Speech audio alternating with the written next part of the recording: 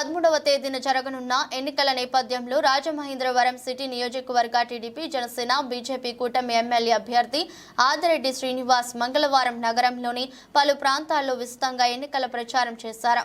12, 13, 14, 15, 38, 40, 41 డివిజన్లలో Janasena party Rajahmundry incharge అతి Satyanarayana, TDP రాష్ట్ర కార్యదర్శి కాశీ నవీన్ కుమార్, ఆయా డివిజన్ల ఇన్ఛార్జీలు, మాజీ కార్పొరేటర్లు తదితర నాయకులతో కలిసి రోడ్ షో చేశారు.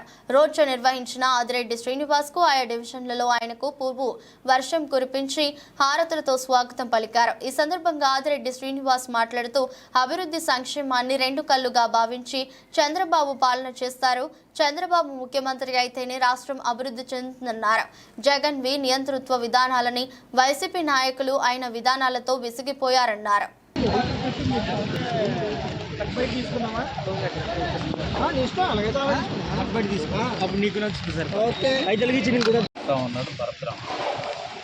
చిన్నపాటి వర్షం గట్టిగా ఉంటే 2 గంటలు, దానివల్ల ఏమవ్వాలి, ఓ మాదిరిగా నీటి ఇదేంటి ఎట్టి చూసినా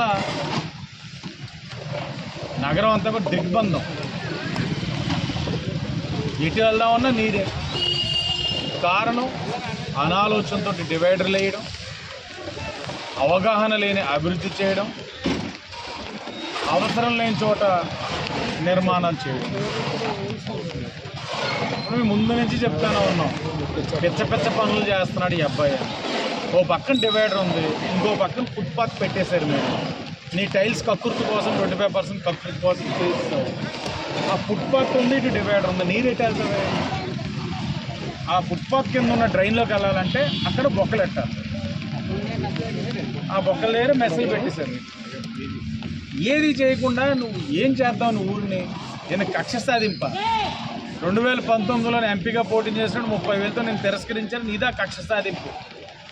మాట వస్తే నెక్స్ట్ లెవెల్ తీసుకెళ్తాను, నెక్స్ట్ లెవెల్కి వెళ్ళిపోయింది సిటీ. ఇప్పుడు ఇవన్నీ చూస్తూ ఉంటే రేపు వస్తే ఏం చేయాలి? బొమ్మలో అంతా నీటి మునిగింది, 5 వీధులు మునిగిపోయింది, అన్నపూర్ణపేట మునిగిపోయింది, ఆర్యపురం మునిగిపోయింది. పుట్టి పెరిగాడు ఎంపీ.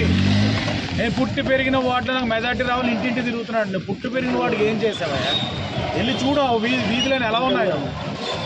వంకాయల వారి వీధి ఇవన్నీ ఇష్టాను సార్, దారుణంగా నీటి మునిగిపోయింది. కారణము అనాలోచనమైన అభివృద్ధి కార్యక్రమాలు. కమిషన్ కక్కుర్తిపడి చేస్తే ఇలాగే ఉంటుంది.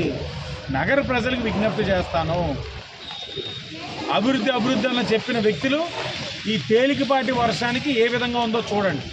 తన పతనం ప్రారంభమైంది. ప్రకృతి కూడా సహకరించట్లేదు భరతనం. ఇంతటి ఎండాకాలంలో ఎన్నికలకి 5-6 రోజులు ఉండగా వర్షం పడ్డదంటే తను చెప్పింది ప్రకృతి కూడా ఎనలేకపోయిందేమో.